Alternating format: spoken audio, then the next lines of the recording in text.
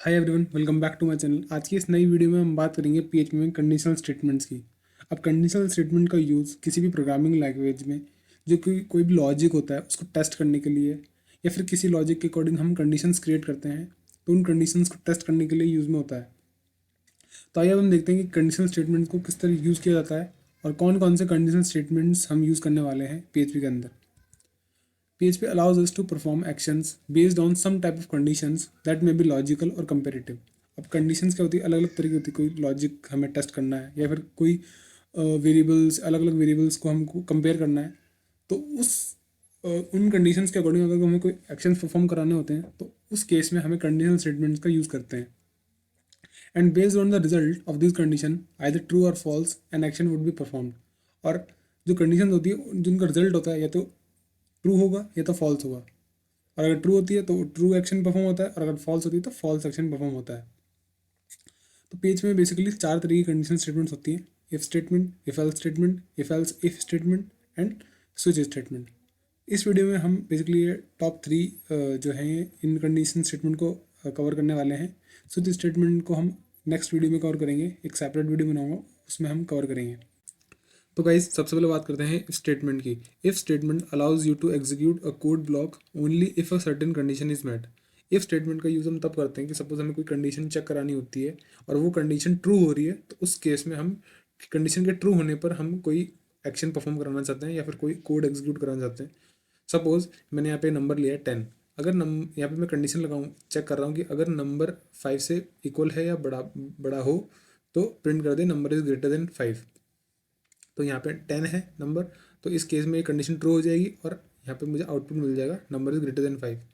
और अगर यहाँ पे कंडीशन फॉल्स होती है तो बेसिकली इफ स्टेटमेंट में ये मतलब ये स्किप हो जाएगा कोड, कंडीशन में चेक नहीं करेगा। पर क्या हो कि अगर कंडीशन फॉल्स हो रही हो तो उसमें भी हमें कुछ कोड एग्जीक्यूट कराना हो या फिर कोई एक्शन परफॉर्म कराना हो तो उस केस में हम इफ एल्स स्टेटमेंट का यूज़ करते हैं। If else statement allowed to execute some block of code if a condition is true and execute another block of code if condition is false. If else statement का use तब होता है कि suppose अगर condition true होती है तो मैं ट्रू ट्रू होने पर कुछ अलग कोड एग्जीक्यूट कराना है और कंडीशन फॉल्स होने पर कुछ अलग कोड एग्जीक्यूट कराना है, तो उस केस में हम इफ एल्स स्टेटमेंट का यूज़ करते हैं। जैसे कि एग्जांपल में देखते हैं कि यहाँ पे मैंने एज दे रखी है 10 और मैं एज को चेक कर रहा हूँ कि एज अगर 18 के इक्वल हो या 18 से ग्रेटर देन हो तो प्रिंट कर you are eligible to vote और else you are not eligible to vote. तो इस केस में क्या होगा कि यहाँ पे प्रिंट हो जाएगा you are not eligible to vote क्योंकि एज 10 है और कंडीशन हो गई फॉल्स। सपोज अगर यहाँ पे एज 25 होती, 30 होती तो 18 से एज बड़ी है मतलब कंडीशन ट्रू, तो उस केस में यहाँ पे प्रिंट हो जाता है you are eligible to vote. अब हम बात करते हैं हमारे नेक्स्ट स्टेटमेंट की जिसका नाम है इफ एल्स इफ स्टेटमेंट। अब इफ एल्स इफ स्टेटमेंट क्या करता है, it allows to execute different block of code based on multiple conditions. अगर सपोज हमें मल्टीपल कंडीशन चेक करानी हो तो उस केस में हम इफ एल्स मल्टीपल का स्टेटमेंट का यूज़ करते हैं। जैसे कि मैं क्या कर रहा हूँ, यहाँ पे मल्टीपल कंडीशन चेक करा रहा हूँ कि अगर एज 18 से लेस हो तो प्रिंट कर यू आर माइनर। अगर एज एल्स इफ अगर एज 18 से बड़ी हो और 65 से लेस हो तो प्रिंट कर you are an adult. Else if अगर एज 65 से बड़ी है तो प्रिंट कर यू आर सीनियर सिटीजन। और एल्स लास्ट में एल्स का मतलब है कि अगर सारी कंडीशन फॉल्स हो जाती हैं तो लास्ट में कुछ आउटपुट कुछ ऐसा एक्शन एग्जीक्यूट करो। फॉर एग्जांपल मैंने यहाँ पे एज डाल दी -25, तो -25 को एज होती है, उस केस में मुझे प्रिंट कर दे इनवैलिड एज। तो इस तरह ये इफ एल्स इफ और इफ एल्स या इफ स्टेटमेंट वर्क करती हैं। तो आइए अब हम इन सभी स्टेटमेंट को एक एक एग्जाम्पल्स के साथ प्रैक्टिकल करके देखते हैं हमारे एडिटर के अंदर। सो गाइस मैं मेरे एडिटर पे आ चुका हूँ और यहाँ पे मैंने एक फाइल क्रिएट करी conditional underscore statement dot PHP के नाम से। तो अब हम क्या करते हैं, सबसे पहले बात करते हैं इफ स्टेटमेंट की। इफ स्टेटमेंट मैंने बताता आपको कि कोई भी कंडीशन चेक करने के लिए हम यूज़ करते हैं और वो अगर कंडीशन ट्रू होती है तो उस केस में इफ़ के अंदर हम जो भी कोड लिखते हैं वो एग्जीक्यूट होता है। तो यहाँ पे मैं क्या करता हूँ, सबसे पहले एक नंबर नाम से वेरिएबल ले लेता हूँ और इसमें मैं करा दूंगा साइन 10। ठीक है, अब मैं यहाँ पे चेक करता हूँ कि अगर नंबर 5 के बराबर है या फिर 5 से बड़ा है तो मुझे यहाँ पे प्रिंट करे echo number is greater than 5। ठीक है, और मैं कहता हूँ इसको सेव करता हूँ और यहाँ से राइट क्लिक करूँगा कॉपी पाथ सेलेक्ट करूँगा। और अब ब्राउज़र पे रन करने से पहले आप क्या करना कि अपाचे सर्वर को जरूर स्टार्ट कर लेना। तो मैंने यहाँ से अपाचे सर्वर स्टार्ट कर रखा है। और इसके बाद मैं ब्राउज़र पे जाऊँगा और यहाँ पे मैं इसको पेस्ट कर देता हूँ। और ये htdocs से पाथ हटा के यहाँ पे मैं पास कर दूंगा लोकल होस्ट। जैसे मैं एंटर मारूंगा तो मुझे प्रिंट कर रहा है नंबर इज़ ग्रेटर देन 5। क्यों? क्योंकि नंबर में 10 है और यहाँ पे हम चेक करेंगे अगर 5 से बड़ा हो, जो कि कंडीशन ट्रू है। तो इस केस में मुझे आउटपुट कर दिया नंबर इज़ ग्रेटर देन 5। एक और एग्जांपल लेता हूँ कि यहाँ पे मैं क्या करता हूँ कि यहाँ पे मैं यूज़र नाम से वेरिएबल ले लेता हूँ और इसमें मैं पास कर देता हूँ अनिल। ठीक है। और अब मैं चेक करता हूँ कि इफ़ यूज़र, तो मुझे प्रिंट करे यूज़र का नेम। ठीक है। यहाँ पे मैं क्या करता हूँ BR टैग लगा लेता हूँ,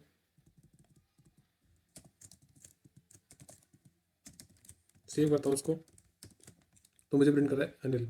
यहाँ पे हम क्या कर रहे हैं कि यूज़र में है अनिल कि इफ़ यूज़र, अगर यूज़र में अगर वैल्यू ठीक है, यहाँ पे यूज़र के वेरिएबल को चेक कर रहा है कि इफ़ अगर यूज़र मिलता है, मतलब अगर ये नल नहीं है तो मुझे यूज़र नेम प्रिंट कर दे।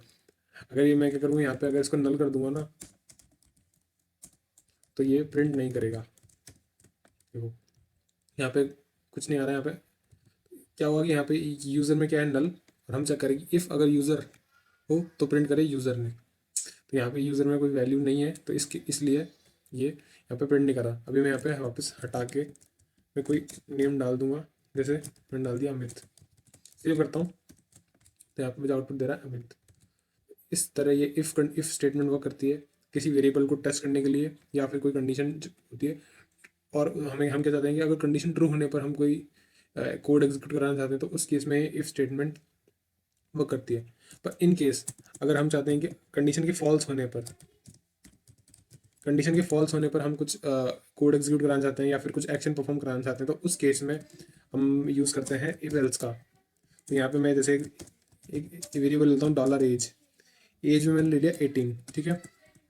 और यहाँ पे मैं चेक करता हूँ कि if $age is greater than or equals to 18, तो मुझे प्रिंट कर दे echo you are eligible to vote. ठीक है। और एल्स अगर एज 18 से बड़ी नहीं है तो प्रिंट कर echo you are not eligible to vote. ठीक है। अब मैं इसको सेव करता हूँ और यहाँ पे मैं क्या करता हूँ कि इको कर लेता हूँ BR टैग। ठीक है। सेव करता हूँ तो यहाँ पे मुझे आउटपुट दे रहा है you are eligible to vote. क्यों? क्योंकि एज में है 18 और 18 के केस में हम चेक करा रहे हैं कि एज अगर 18 से इक्वल हुई या 18 से बड़ी हुई तो प्रिंट कर you are eligible to vote. तो इस केस में क्या कंडीशन ट्रू हो रही है। अगर मैं यहाँ पे कंडीशन एज को कर दूँ 8। ठीक है। तो अगेन रिफ्रेश करूँगा तो मुझे आउटपुट देगा you are not eligible to vote, क्योंकि इस केस में कंडीशन हो गई फॉल्स और इसलिए मुझे प्रिंट हो गया you are not eligible to vote. So guys अब हम बात करते हैं इफ एल्स इफ की। ठीक है। तो इफ एल्स इफ में क्या होता है कि हम मल्टीपल कंडीशंस अगर हमें चेक करनी होती है तो उस केस में हम इफ एल्स इफ स्टेटमेंट का यूज़ करते हैं। तो मैं यहाँ पे एक एग्जांपल से बताता हूँ आपको। यहाँ पे मैं ले लेता हूँ मार्क्स नाम से वेरिएबल और इसमें मैं डाल देता हूँ 25। ठीक है। और यहाँ पे मैं चेक करता हूँ कंडीशन इफ अगर मार्क्स ग्रेटर देन है और इक्वल है 90 के तो मुझे प्रिंट कर दे इको ग्रेड A+। ठीक है। यहाँ पे मैं बोलता हूँ एल्स इफ जो मार्क्स हैं है ना अगर 75 से इक्वल है या 75 से ज़्यादा है तो यहाँ पे प्रिंट कर दे ग्रेड A। ठीक है। एल्स इफ अगर मार्क्स 60 से इक्वल है या 60 से ज़्यादा है, ठीक है, तो प्रिंट कर दे ग्रेड B+। ठीक है। और एल्स इफ अगर मार्क्स ठीक है 45 या 45 से ज़्यादा है,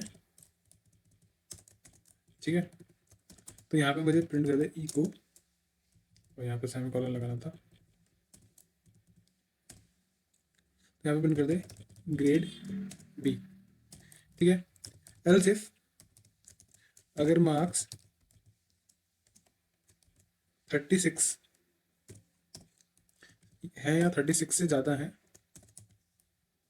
तो ई को कर दे ग्रेड सी, ठीक है। और एल्स लास्ट में ई को यू आर फेल, ठीक है। तो इस तरह की कंडीशंस के लिए हम मल्टीपल कंडीशन चेक करने के लिए हम इफ एल्स इफ का यूज़ करें। तो आइए इसका आउटपुट देखते हैं। यहाँ पे मैं क्या करता हूँ, ई को बी आर टैग कर लेता हूँ ताकि मुझे नेक्स्ट लाइन में डिस्प्ले हो। सेव करता हूँ और ब्राउज़र पे जाके रिफ्रेश करूँगा तो यहाँ पे मुझे प्रिंट कर रहा है you are fail. You are fail क्यों? क्योंकि मार्क्स 25 है और क्या हुआ कि सभी कंडीशंस फेल हो गई, सभी कंडीशंस फॉल्स हो गई। तो लास्ट में जब मैंने जो एल्स पार्ट मैंने आपको बताया था कि एल्स लास्ट में हम एल्स इसलिए यूज़ करते हैं कि जब अगर सारी कंडीशन फॉल्स होते हैं तो लास्ट में एल्स पार्ट एग्जीक्यूट होगा कि यू आर फेल। अब मैं यहाँ पे क्या करता हूँ कि चेंज करता हूँ यहाँ 45। अब मैं अगेन इसको रिफ्रेश करता हूँ तो यहाँ पे डिस्प्ले कर रहा है ग्रेड बी। यहाँ पे डिस्प्ले की 45 मार्क्स हैं तो उस हिसाब से मार्क्स आए ग्रेड बी। सो इस तरह से ये मल्टीपल कंडीशंस वर्क को हम इफ एल्स इफ स्टेटमेंट की हेल्प से चेक करते हैं। सो आई होप आपको ये वीडियो पसंद आएगा। इसके अलावा एक और कंडीशन टाइप है स्विच केस, उसको हम नेक्स्ट वीडियो में देखने वाले हैं। सो अगर आपको ये वीडियो जरूर पसंद आया तो प्लीज़ इस वीडियो को ज़रूर लाइक करना, शेयर करना अपने दोस्तों के साथ, कमेंट में बताओ वीडियो कैसा लगा और मैं आपसे मिलता हूँ नेक्स्ट वीडियो में। Thank you.